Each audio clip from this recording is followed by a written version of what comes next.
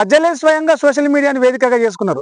Social మీడియాని వేదికగా చేసుకొని ప్రశ్నించాలనుకునేవి ప్రశ్నిస్తున్నారు, బయట పెట్టాలనుకునేవి బయట పెడుతున్నారు, అడగాలనుకునే విషయాలు అడుగుతున్నారు. అట్లాంటి ఒక రైతు అడుగుతాడు, యూరియా ఎందుకు ఇస్తలేవని చెప్పేసి ఒక ఒక వీడియోలో అడుగుతాడు, ఒక వాట్సాప్లో పెడతాడు, ఒక ఫేస్బుక్లోనో, ఒక యూట్యూబ్లోనో, ఒక ట్విట్టర్లోనో ఒక వీడియో పెడతాడు. ఒక రైతు, చదువుకున్న రైతు ఉంటే ఆ రైతుని యూరియా అడిగినందుకు, సోషల్ మీడియాలో పోస్ట్ పెట్టినందుకు రౌడీ షీట్ తెలుస్తారా రైతు మీద?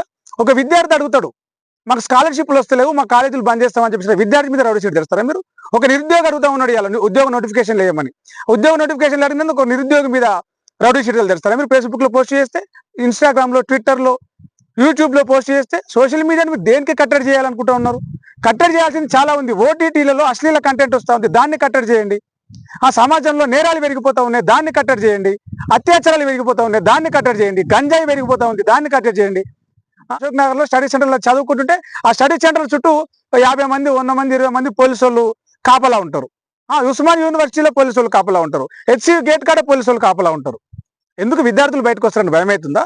విద్యార్థులు అడుగుతుంటే ఓర్వట్లేదా? ఎందుకు ఇలా మీరు సోషల్ మీడియాని కట్టడి చేయాలనుకుంటా ఉన్నారు? మీడియాను మీ ఆధీనంలో పెట్టుకొని సోషల్ మీడియాలో వస్తున్న నిజాలు ట్విట్టర్లో, ఫేస్బుక్లో, యూట్యూబ్లో ఎంతో మంది యువకులు, ఎంతో మంది యూట్యూబ్ వేదికగా తమ అభిప్రాయాలను చెప్తా ఉన్నారు. సోషల్ మీడియా వేదికగా తన అభిప్రాయాలు చెప్తా ఉన్నారు. ప్రభుత్వ వైఫల్యాలను ఎండగడతా ఉన్నారు, ప్రశ్నిస్తూ ఉన్నారు. యూరియా ఏదని ప్రశ్నిస్తూ ఉన్నారు, ఉద్యోగాలు ఏమని ప్రశ్నిస్తూ ఉన్నారు నిరుద్యోగులు. అంటే ఇవన్నీ అడగొద్దా? ప్రభుత్వాలను అడగొద్దా? ప్రభుత్వానికి బాధ్యత లేదా? మీ బాధ్యత ఏంది? మీ డ్యూటీ ఏంది? ప్రజా సమస్యల్ని పరిష్కరించడం, మీరు అధికారం కోసం ఇచ్చిన హామీలను నెరవేర్చడం. అడిగిన వాళ్ళను లోపలేయడం కాదు, ప్రశ్నించినందుకు కేసులు పెట్టడం కాదు, సామాజిక మాధ్యమాల్లో పోస్టులు పెడితే రౌడీ షీట్లు తెరవడం కాదు. స్వామ్యయుతమైన పాలనలోనే ఉన్నామా, లేకపోతే ఇంకేదైనా నియంత పోకడలు, నియంత రాజ్యంలో ఉన్నామా?